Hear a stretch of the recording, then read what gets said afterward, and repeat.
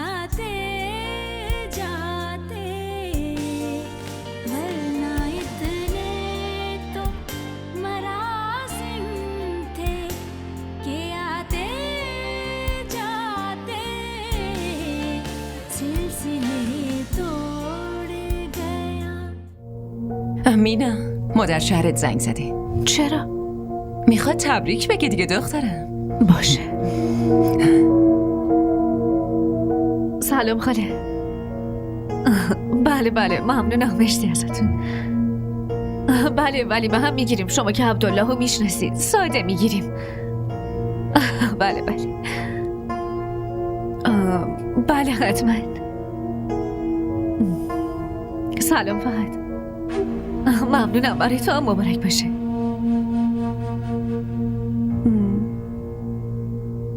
من که تازه اومدم. نه میخوام چند روزی با زنده داشتم باشم و بعد برمیگردم. آره باشه، منم دوست دارم.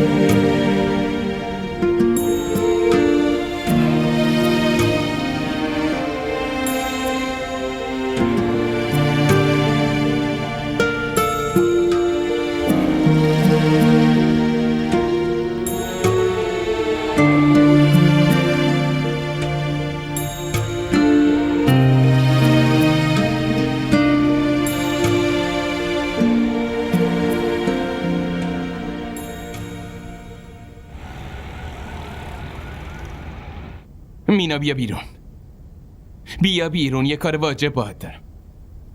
الان؟ زود.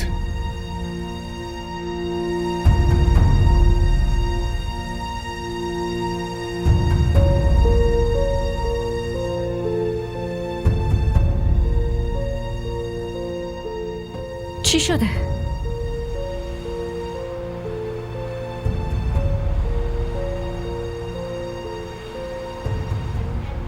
داوود، داری منو با خودت کجا میبری؟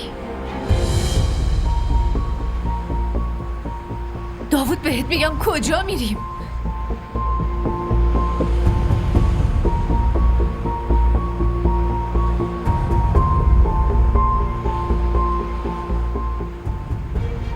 واسه چی ساکتی؟ خب یه چیزی بگو، این موقع شب کجا میریم؟ داوود، اگه کسی ببینه بازه داستان جدید داریم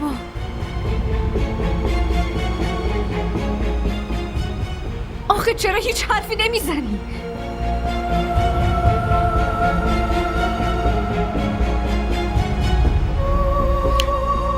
من میخوام باهات ازدواج کنم.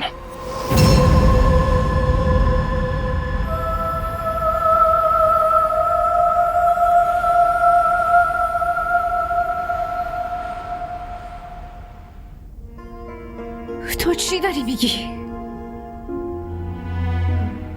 همینی که شنیدی مینا، کاملا هم جدیم. داوود، این چه حرفیه که میزنی؟ اصلا حواست هست؟ آره خیلی خوبم حواسم هست. بعدش هم راست میگم. چرا به خاطر بقیه زجر بکشیم؟ اونایی که به خاطرشون جدا شدیم خودشون الان با هم دیگه.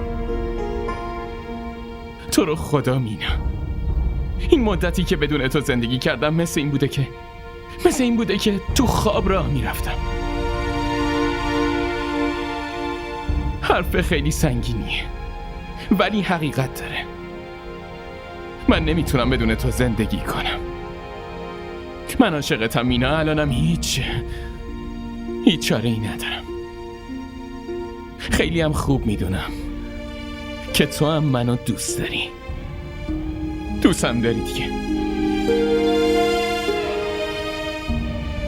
باشه جواب نده، ولی معنی سکوتتو خودم فهمیدم. من میدونم مینا، تو داری به زور سعی میکنی با فهد خوشبخت باشی. میخوای جواب بی‌وفایی منو با بی‌وفایی بدی؟ خب باشه، دوتامون موفق شدیم انتقام بگیریم دیگه. بسه دیگه. راستشو بگو. خواهشن مینا، بهم بگو تو با فهد خوشبختی؟ بگو. آره. دروغ میگی. داری دروغ میگی. حداقل یاد بگیر به خودت راست بگی. به منم همینطور.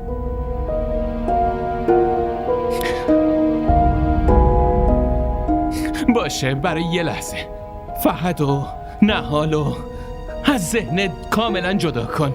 از خودت بپرس، به همین جوابی میرسی که میخوای با من زندگی کنی، با داوود. فهد و نهال بزرگترین حقیقت زندگی ما هستن. دیو چراغ جادومون نیستن که به حرف ما بیان و به حرف ما هم بزنن و برن. بعضی وقتا ما جواب دلمون رو فقط به شکل یه حسرت میگیریم. همین دیگه. این قضیه رو قبول کن.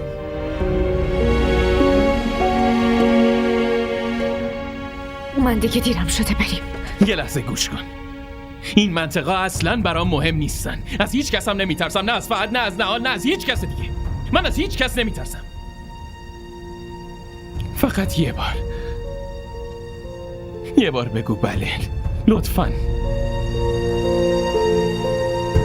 قسم میخورم با هر طوفانی روبرو بشم مینا. بهش فکر کن، تلاش کن. من حاضرم کنارت باشم. لطفاً. शिकवाए ज़ुल्मते शब से तो कहीं बेहतर था. فقط یه بار بگو بله، لطفاً. قسم میخورم با هر طوفانی روبرو بشم مینا. من حاضرم کنارت باشم. जाते सिलसिले तोड़ गया.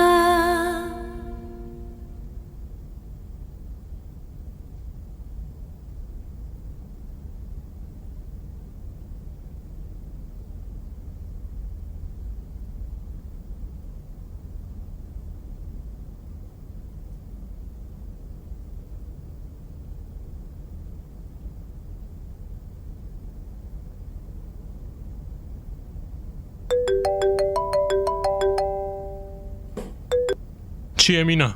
حرفتو زود بگو، باید برم جلسه. خیلی مهمه. عالیه، پس کی واسه من وقت داری؟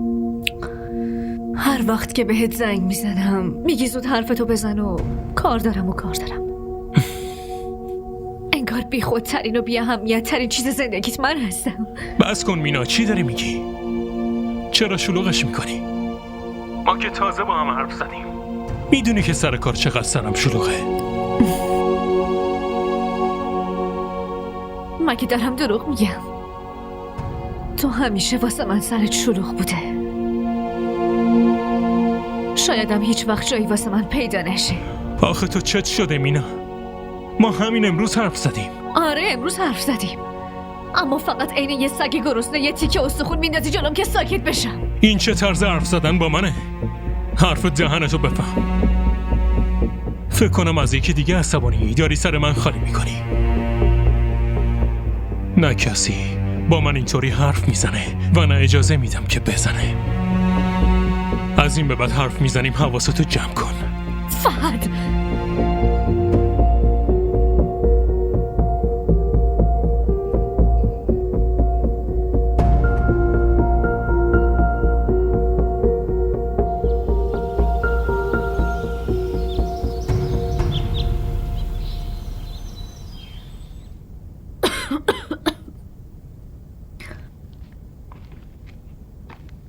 مینا خیلی زود پا شدی دخترم.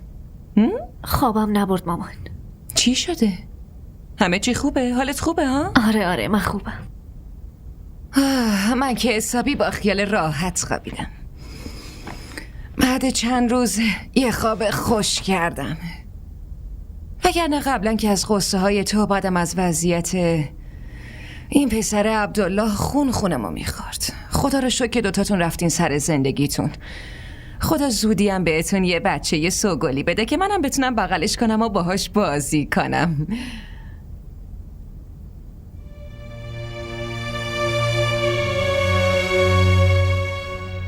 خب چی شده دخترم؟ برای چی انقدر ساکتی؟ به خاطر ازدواج عبدالله از من و داداشت ناراحتی آره؟ ببین دخترم، اینا همش بازی سرنوشته. چیزی که تو قسمت نوشته شده باشه در هر صورت پیش میاد. هرچی ازش فرار کنی بازم پیش میاد. برای ازدواج عاشق بودن مهم نیست. مهم اینه که تو قسمتت نوشته باشنش. من نمیدونم چرا مردم کارای خودشونو میندازن گردن قسمت. دخترم به این چیزا فکر نکن. الان تو خوشبختی، داوودم تو زندگیش خوشبخته، عبدالله هم که سر و مامان سامان من خوشبخت نیستم. داوودم خوشبخت نیست. تو از کجا میدونی؟ داوود خودش بهم گفت. نه تو با اون، نه اون با تو نباید هیچ حرفی بزنین. اگه شما دوتا خوشبختم نباشین بازم باید ادای خوشبختی رو در بیارین، چون چاره ای جز این ندارین. سلام علیکم. علیک سلام. دخترم اون اولین روزشه تو این خونه. پاشو برو یکم بهش کمک کن، لباساشو براش ببر و کم کم خانواده‌ام بهش میرسن. بسه.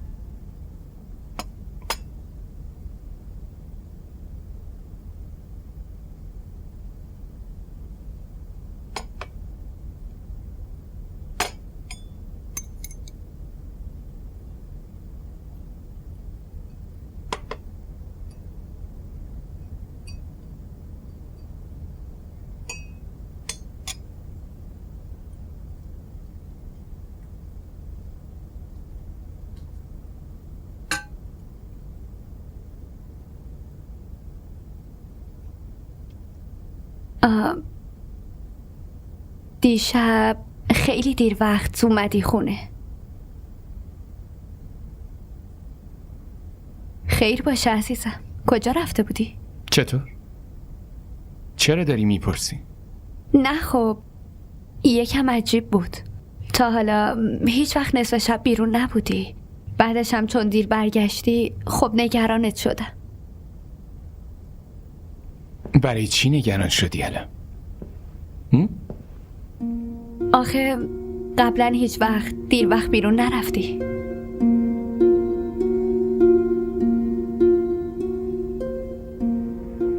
از این به بعد میرم. تو هم نگران نشو.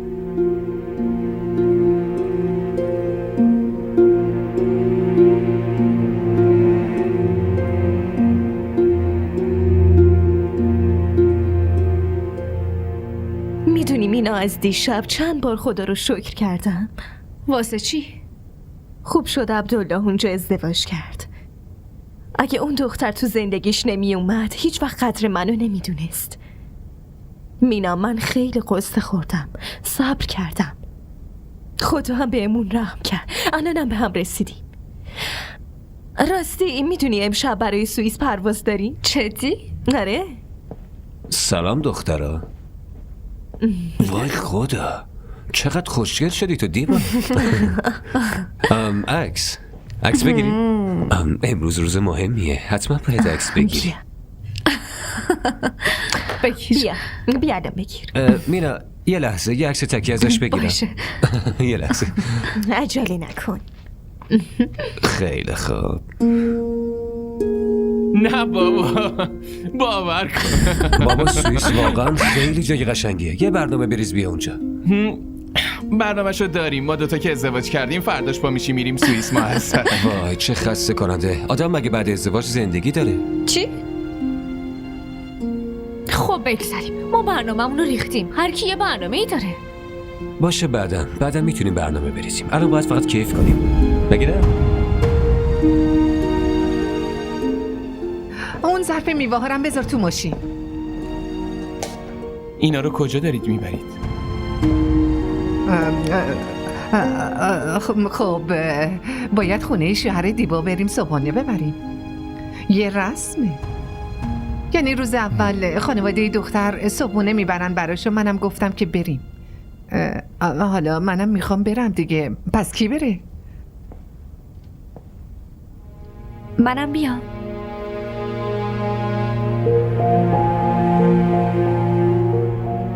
نه نمیخواد بیای. تو ماشین منتظرتم. باشه.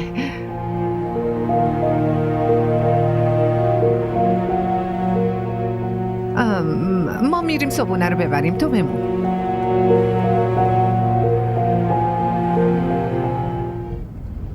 چقدر پسرم خوبه، چقدر به اطرافیانش اهمیت میده. داوود، من ازت خیلی توقع داشتم، خیلی چیزا ازت خواستم. فقط یه چیزی رو یادتون باشه مامان. وقتی من چیزی خواستم یکم با روی باز قبول کنید. پسرم، من جونمم برای تو میدم حتما.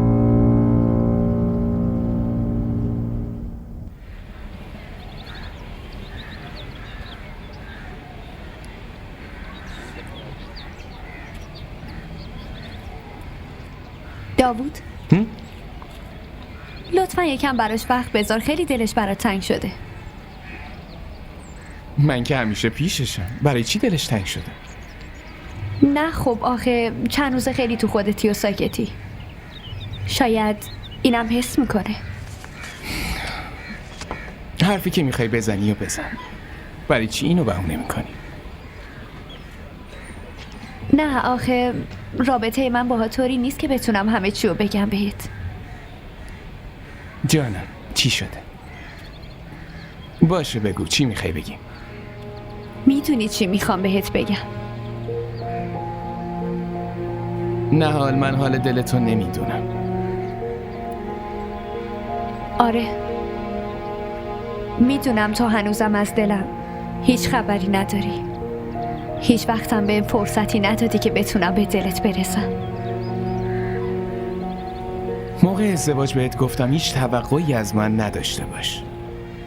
نه ولی به خاطر خیال خوش و امید ناخودآگاه همچین حسی پیدا کردم. یه جور ناامیدی. نه عشقی نه علاقه‌ای. فقط همینطوری روزامونو میگذرونیم و زمین این رابطه رو از خشکی نجات میدیم. ببین نهال، بهتره فکر کردن به این چیزا رو کلاً ول کنی. چون همچین فکرایی فقط اذیتت میکنه. چیز دیگه ای نداره.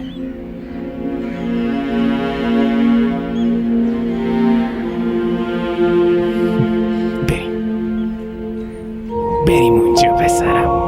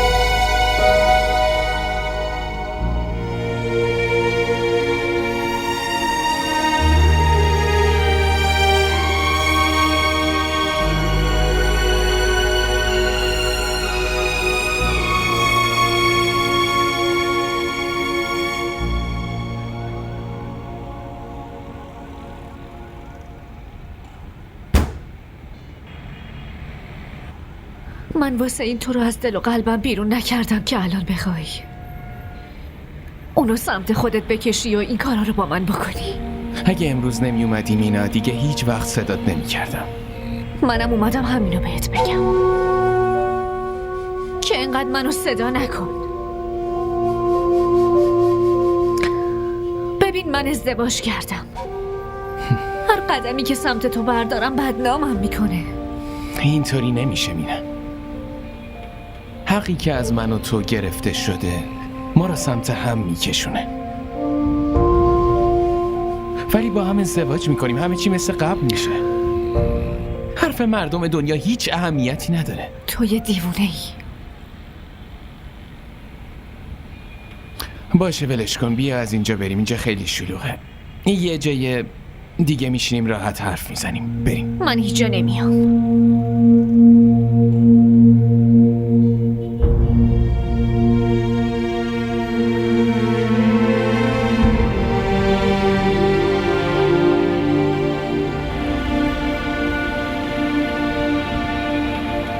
این غیر ممکنه. چی غیر ممکنه؟ تو این دنیا هیچی با تلاش کردن غیر ممکن نیست. مذهب تو، دین من داره به همون اجازه میده. تو کاملا حق داری که تقاضای طلاق کنی و به میل خودت زندگی کنی. دیگه چه مشکلی هست آخه؟ یکیشو بگو ببینم. یعنی تو میخوای که من از فقط تقاضای طلاق کنم و اونم طلاقم بده، بعدش با تو ازدواج کنم، بشم زن تو و با خنده و شادی زندگیمونو بگذرونیم؟ آره؟ خیلی فکر احمقانه ایه. این مردم دیگه نمیخوان ریختمم ببینن. برای من مهم نیست مردم دنیا چی میگن. بعدش هم تو از چی میترسی؟ مگه مردم کنارمون بودن وقتی که مشکل داشتیم، انقدر زجر کشیدیم؟ پس آخه برای چی برات مهمه؟ بعدش هم من کنارتم، نمیخواد نگران باشی. ولی فقط غریبه نیست که هر وقت دلم خواست از زندگیم بتونم بندازمش بیرون. اون پسر خاله منه، با هم فامیله، میفهمی؟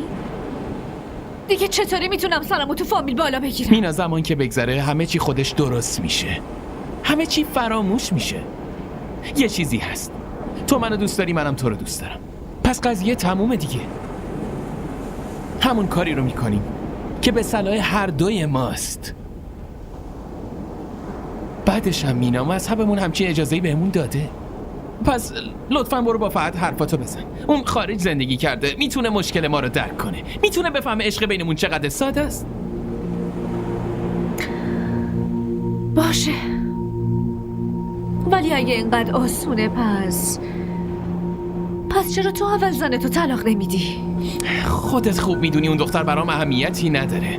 یه مسئولیتیه که به زور دارم انجامش میدم، به حرف مامانم.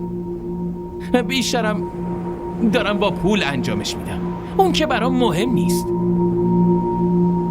اگه یه پسر نداشتم یه لحظه هم برای طلاق دادنش تعلل نمیکردم. یعنی طلاقش نمیدی؟ مثل همیشه هم من تلاش بکنم که جلوی همه ذلیل بشم. بس کن مینا، اون آخه هیچ کسی رو نداره. بچه‌م اذیت میشه، اون در به در میشه بدون مادرش. خیلی دلت برای اون دختر میسوزه. من به شوهر بیگناهم چی بگم؟ ازش طلاق بخوام؟ من دلم برای اون دختر نمیسوزه. باشه خودت بهم بگو چه راهی برای این مشکل هست. بگو، هر چی بگی همون کارو میکنم.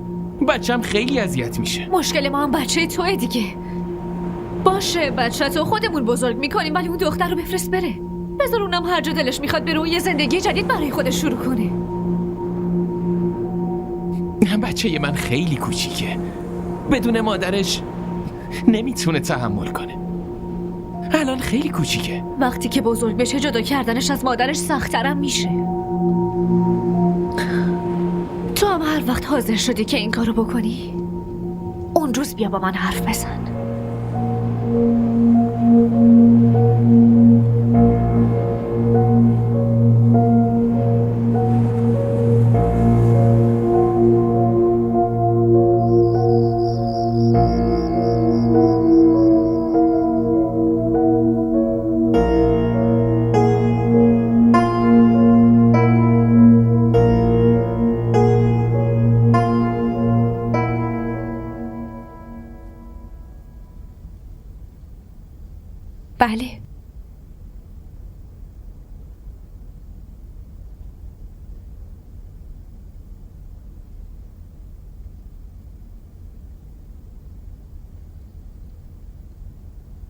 خب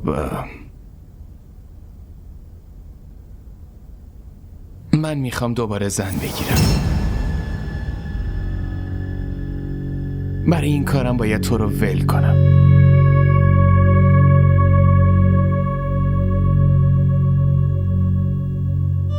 امید خیلی کوچیکه.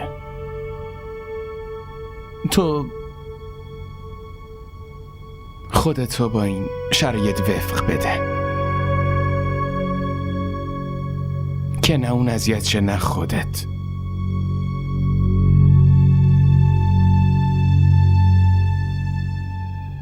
میخواستم بذارم که باهات بیاد،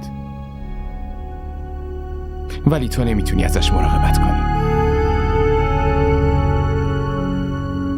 بعدش هم اینجوری پسر من زیر دست یکی دیگه بزرگ میشه که اصلا خوشم نمیاد. من نمیتونم بدون اون زندگی کنم. من پدرش باشم و اون به بدبختی زندگی کنه. نه، این غیر ممکنه.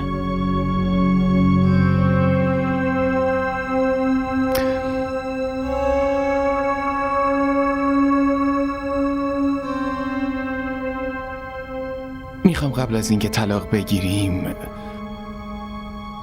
تو وسایلتو جمع کنی،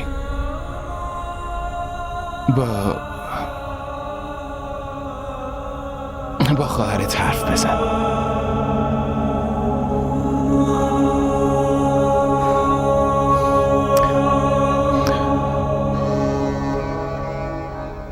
خیلی سعی کردم بتونم تو این خونه نگهت دارم، ولی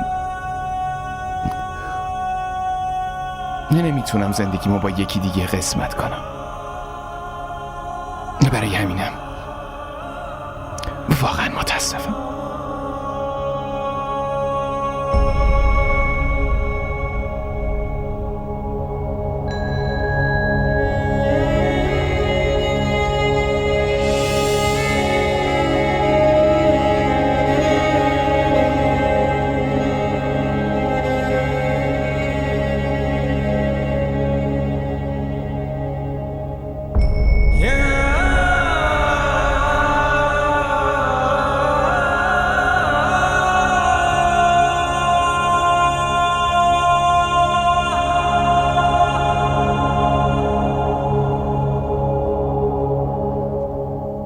مینا بهش گفتم میخوام ولش کنم و میخوام دوباره ازدواج کنم.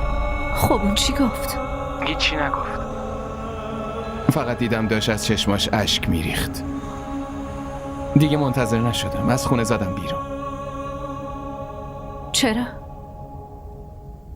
نتونستی بایستی و اشکاشو ببینی؟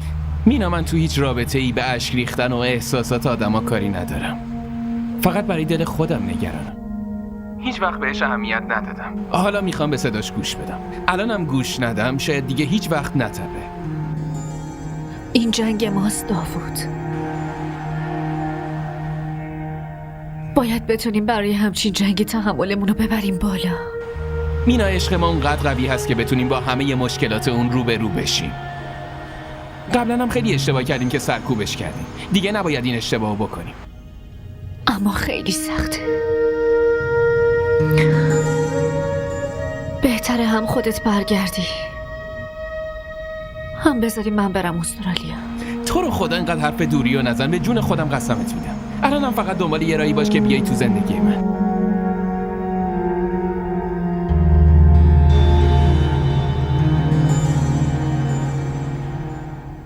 مامان اون داره طلاقم میده. طلاق میده؟ چرا؟ میخواد دوباره زن بگیره. زن بگیره؟ کیو؟ من که نپرسیدم، ولی هر کر و کور و لالی هم باشه متوجه میشه اون کیه.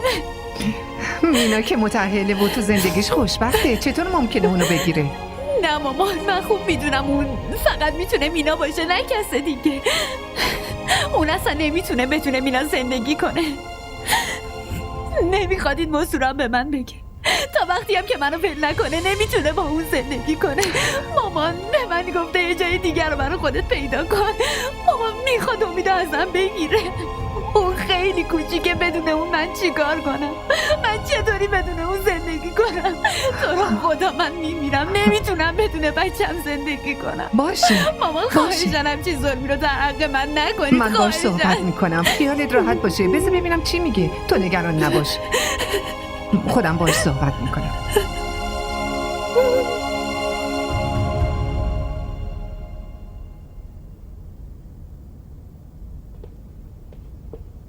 دنبالت میگشم داوود.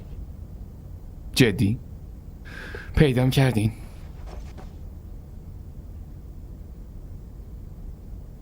مادر همش دنبال بچهشه.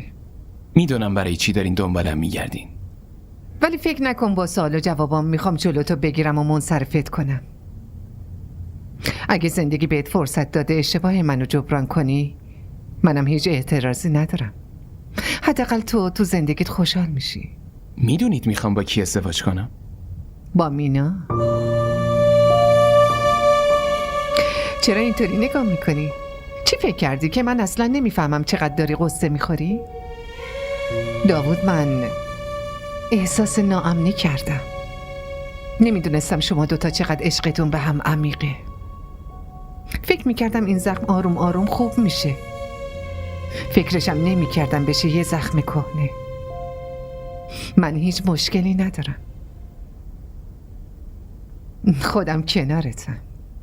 اون چی میگه؟ چی کار میخواد بکنه؟ اون میگه که اول نهالو طلاق بدم و بفرستمش خونش، بعدش اون از فهد طلاق میگیره. امید چی؟ هیچ مشکلی با امید نداره، فقط نهالو نمیتونه تحمل کنه. اون هنوز خیلی کوچیکه، به نهالم خیلی ظلم میشه. آخه کجا بره؟ خواهرشم که دبی داره زندگی میکنه، اونقدر گریه کرده که رمق نداره. در حق یه بچه و مادرش خیلی ظلم میشه. برای اینکه به عشقت برسی یه بچه رو از مادرش جدا نکن، وگرنه بزرگ که بشه هیچ وقت رو نمیبخشه. همین چیزا خیلی اعصابمو خورد کرده.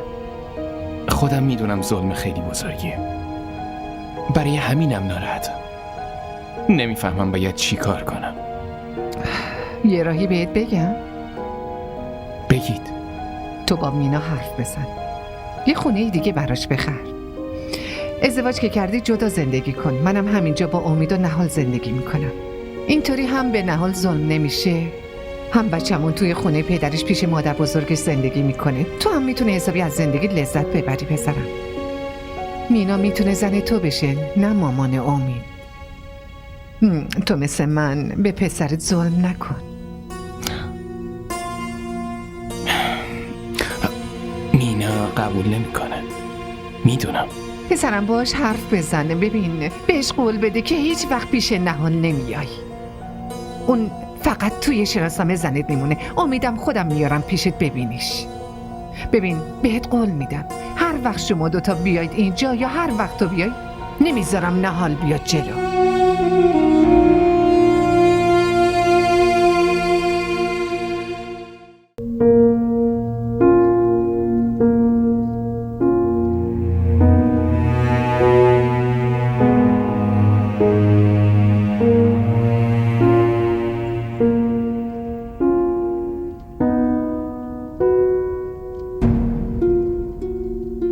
یه نوکرم بخوان بیرون کنن اینقدر بیخیال نیستن که تو داری منو اینجوری از زندگیت بیرون میکنی. تو هیچ دادگاهی تو دنیا تا به متهم گوش ندن براش حکم نمیبرن داوود. بعد تو خودت راحت منو مقصر جلوه دادی. منو به زور آوردن توی زندگی تو. من که هیچ تقصیری نداشتم. من هیچ عشقی ازت ندیدم، بازم اصلا شکایت نکردم. ولی باید به هم بگی که دلیل این طلاق چیه؟ تقصیر من چیه؟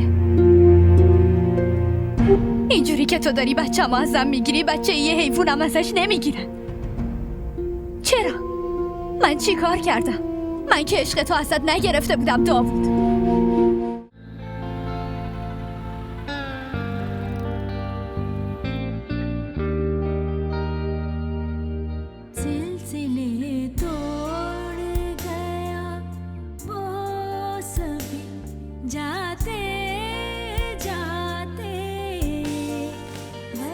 DDTV ارائه کننده بزرگترین سریال های درامای ترکی، کره‌ای، پاکستانی دوبله شده به فارسی می باشد. لطفاً سابسکرایب کنید و عضوی از خانواده ما شوید.